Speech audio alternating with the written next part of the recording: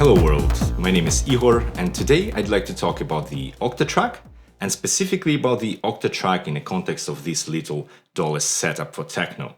So the Octatrack is quite contextual machine. There is almost nothing straightforward on it, at least to me. That's why you always need to spend some time preparing the settings, the recording settings, the tracks, the trigs, the effects and scenes and many other things. That's why I always emphasize to have the template projects, and I made one of the videos on my YouTube channel. You can check it out here about the template project and how important it is, and it was the template for the Octatrack and the Modular. And today is going to be something similar, but I have a slightly different setup. So when it comes to the setup, I have the Digitakt as a drum machine, and then I have the Modular, which is dual voice. I have two voices on it, which are not mixed in the Modular, but will be mixed in the Octatrack.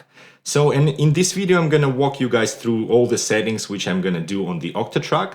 Then I'm going to save it as a template, create a new project from it, and make a demo at the end of it. And also, if you're not the Octatrack users, you might be not interested in that. So you can jump into the demo session at this timestamp here.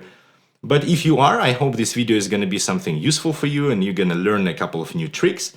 And yeah, I hope that's going to help you with your music performance and your music production. Let's do it. When it comes to the hardware connections here, I have the Digitakt going stereo output into the Octatrack inputs A and B.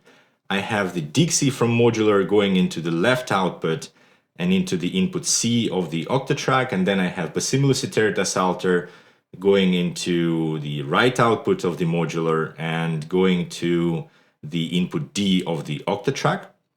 And then main output goes into the mixer and being recorded into Ableton.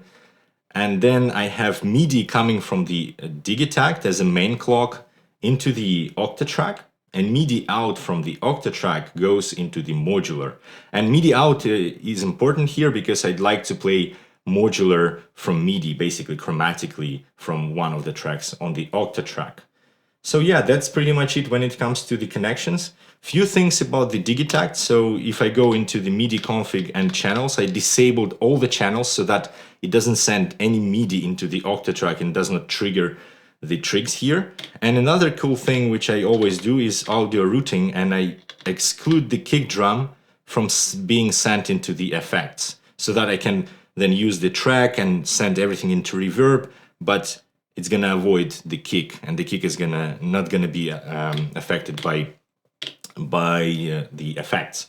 So that's pretty much it. I have already prepared the groove here. Everything is on mute. Let's jump into the Octatrack, and on the Octatrack I'm gonna start with going into the control settings, audio, and enable the master track so that our 8th track is gonna be a master track.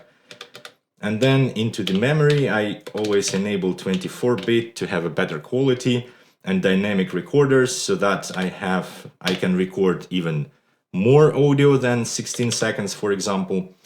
And then I'm gonna go into MIDI, into sync, and enable send and receive clock and transport.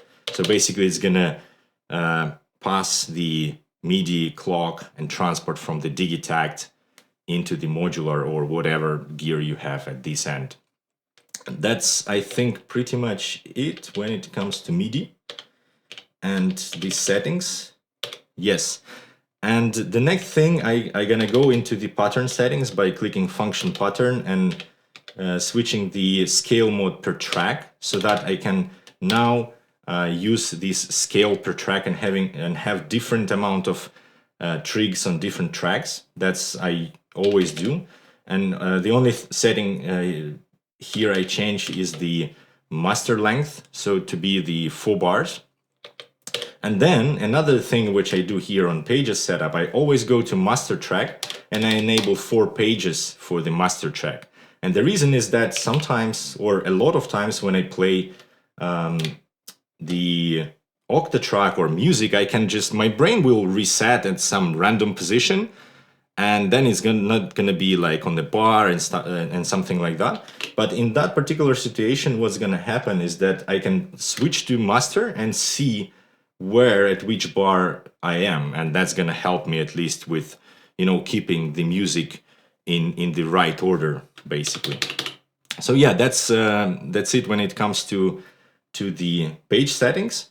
And now let's go and do the tracks. So when it comes to the tracks, the idea is to have track 1 as the through track for Digitakt. So I'm gonna go into track 1, enable through track, inputs A and B, and volume all the way up. And also I'm gonna max the level, so it's gonna be monitoring the input from the Digitakt. So, and when it comes to the effects, what I usually prefer doing here is going into the lo-fi, and then the plate reverb maybe, and send. I always use reverbs with send instead of mix. So track 2 is going to be our neighbor track. So it's going to be basically 2 additional effects for the Digitakt or for the drum machine. And these effects will be a filter, and it's going to be, yeah, let's use delay. Again, the filter or the effects choice is up to you guys, of course. And in this video, I'm not gonna use all the effects and demo every single effect, but I'd like you just to get the gist of it and understand and select your own effects if you really need them. Another thing which I forgot to do on the track 1 is to place the playback trig. And that's gonna enable the through machine to play the audio through. And on the track 2, I'm gonna go into the amp settings by clicking twice. And this one, the effects envelope setting to set to the R+T, which means it's gonna be retriggered and be triggered by trigless trigs. Why I'm doing this? Because I'm gonna put trigless trigs here. Let's copy this one, where the kick drum is. And then I will be able to utilize the envelope of filter to duck the audio coming from the Digitakt. Perhaps I'm not going to be doing this on the Digitakt itself, because, yeah, why would you duck the Digitakt, but rather on the modular and stuff like that. But I'd like everything to be set and ready if I really need to do it. Next one, track 3 is going to be our through track. And it's going to be monitoring input C. So basically it's going to be our Dixie, our left voice from the modular. So the volume all the way up and the level all the way up. When it comes to the effects, I'm going to select chorus here and, yeah, delay. Of course, yes, another thing here, again, the track 4 is going to be our neighbor track, and when it comes to the effects, I'm gonna leave filter and maybe use plate reverb and send here. And again, the amp should be in R+T for the envelopes to be able to work. And then we go ahead into track 3, place a playback trig, and in track 4 we place the trigless trig to trigger the filter envelopes. Track 5, again our through track. It's going to be monitoring input D, volume all the way up. I'm going to place the trig immediately. Yeah, when it comes to the effects here, I'd like to have, I don't know, maybe phaser. There's going to be sort of a lead sound from Basimilus, or maybe bass, I don't know. Let's see what's going to happen. And delay. And then I'd like also to have filter, of course, on the neighbor track, and the dark reverb. And let's do this one as a neighbor track as well. And also don't forget to set all the volumes, all the levels up to maximum on all the tracks immediately. So back to track 6. It's going to be our neighbor with 2 effects and amp. I'm going to set into retrigger and trigless trigs and put some trigless trigs here. So paste, paste, paste, paste.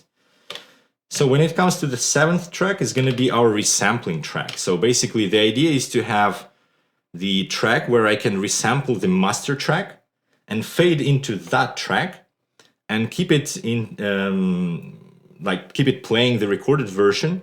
And then I can change the pattern on the Digitakt, like change the kick drum or other things, and then change maybe some things on the modular and fade back into the live version. So for that, we need to go and enable this as a flex track. And then for the effects, it doesn't really matter that much unless you're going to utilize effects. But what matters here a lot is to set the recording buffer to recording buffer 7. And right now also to go and set the recording setup. So I'm going to go function rec1, disable all the inputs because we need to record the track 8, which is our master track. Loop off. Recording length is going to be 64 because I'd like to record perfectly quantized 4 bars loop so that it's going to be playing recorded version. And also to record quantized, I'm going to enable the QRAC or quantized recording to pattern lengths. So yeah, that's pretty much it. And also we need to enable 4 bars here because on track 7, because to be able to play an entire sample, which we're going to be resampling, and also plays on the first page plays the playback trick to enable the machine. So when it comes to the master track, I'm gonna have the compressor here and the filter, and I always have filter and master to do like low pass master or high pass master stuff. So that's pretty much it. So I think that's pretty much it when it comes to the tracks. Next thing I would like to set is scenes.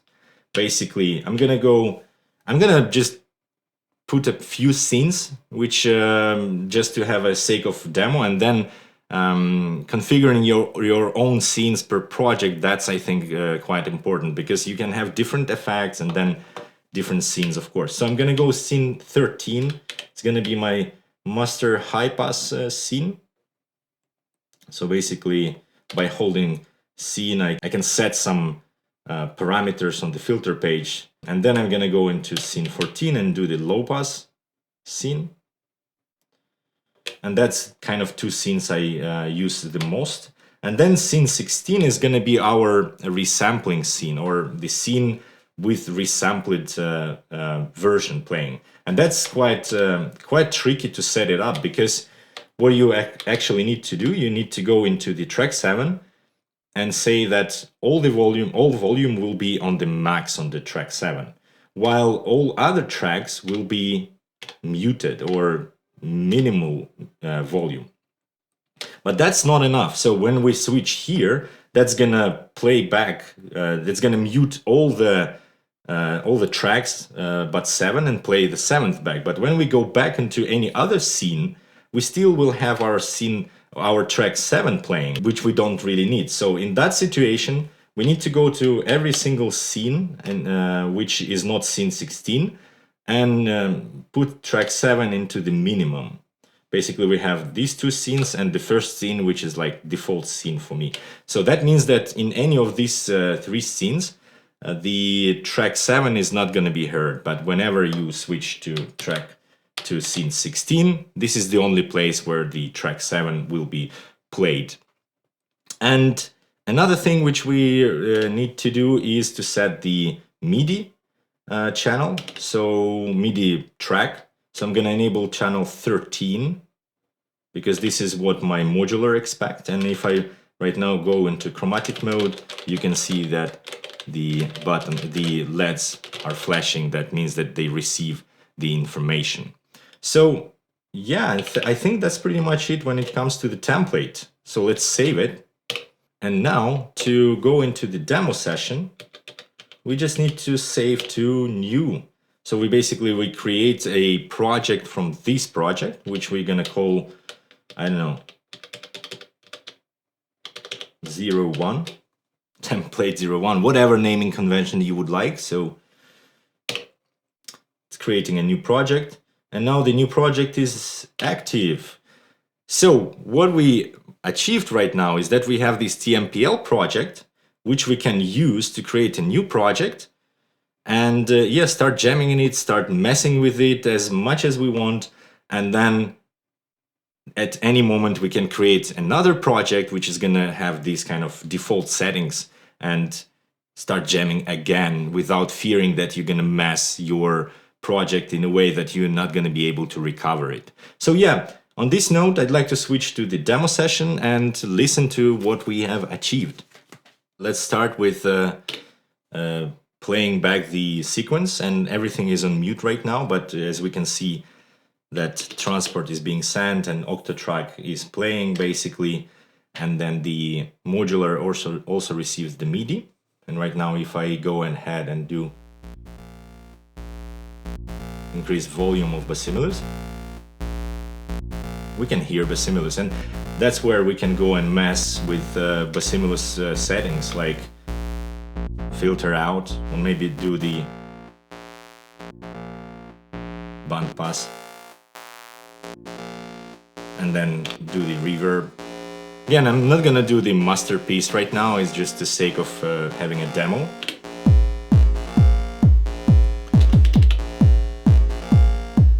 And then another thing which I would like to go and create the MIDI track, or MIDI bassline basically. Let me just make Basimilus a little bit not that loud.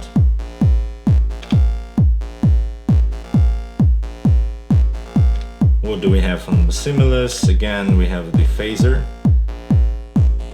Yeah, nice.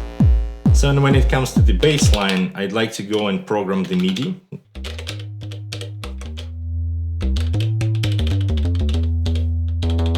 Nice. Let's just program the MIDI because I have it in mind. So it's gonna be 1, 7, 11, 13, 14, and 16. And 7th goes 1. No, we need to set to A sharp because we are in B flat on Basimilus. And this one goes 1 semitone up.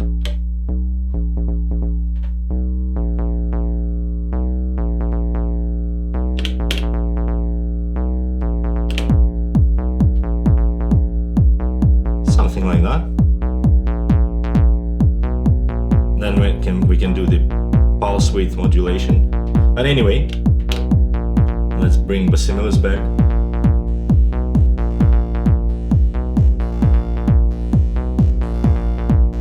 And maybe some chorus on the Dixie. Then we can go and add some distortion to drums from lo-fi and maybe do some beat reduction. Again, it's just sake of demo. Low pass, then high pass, and we go back. So that's where I can check whether I'm still in the right bar and stuff like that. Let's do more chorus and maybe some chorus feedback. Let's get a little bit crazy and maybe some reverb on bassline, but gonna high pass it a little bit. No, low pass it a little bit. No, let's high pass it. And then we can go increase resonance.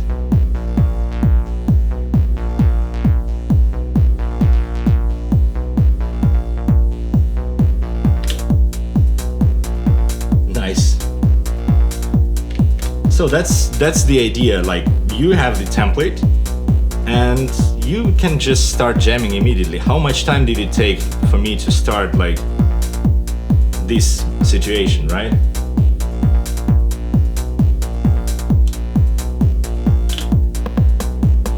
Nice. What else do we have? We have the delay on the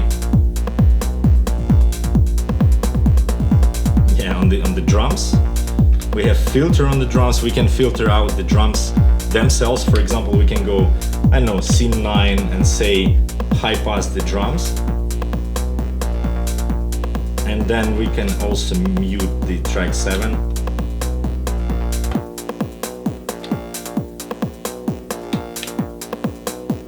And now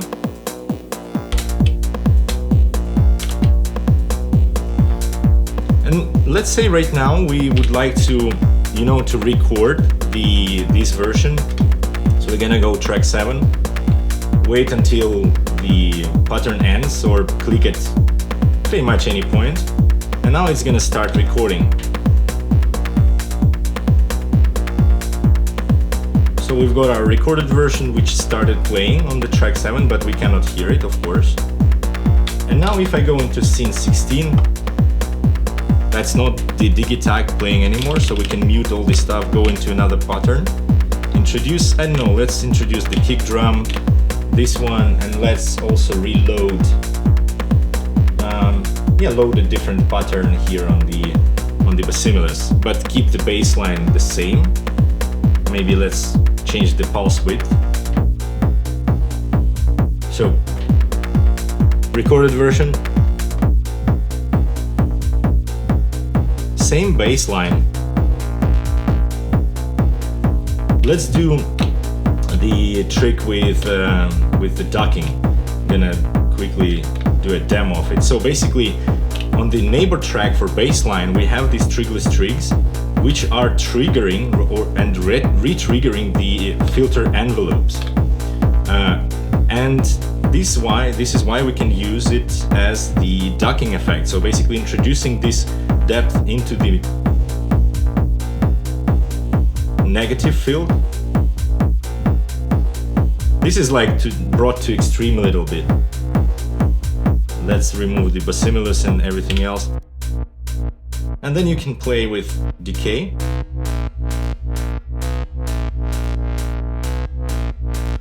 Or maybe do it even a little bit more crazier with the resonance. If you like, I mean that's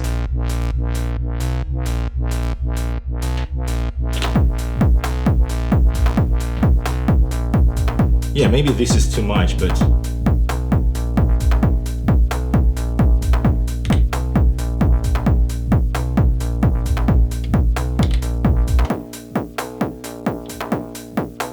let's go track this one.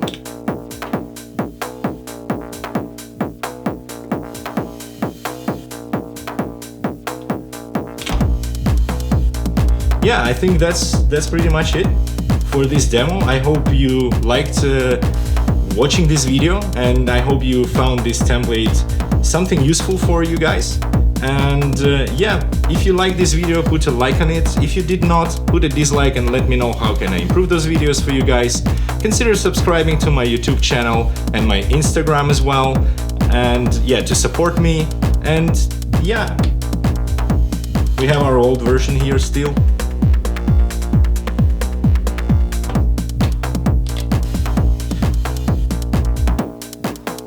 Yeah, have fun.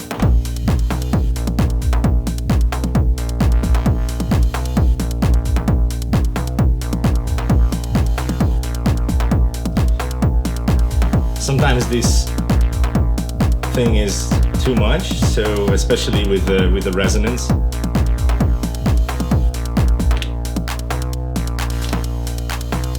Oh, I stopped the kick perfectly on first bar. Let's bring the Basimilus.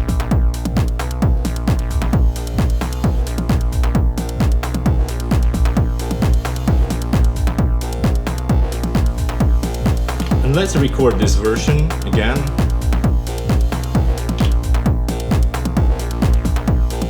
Now it's gonna start recording it.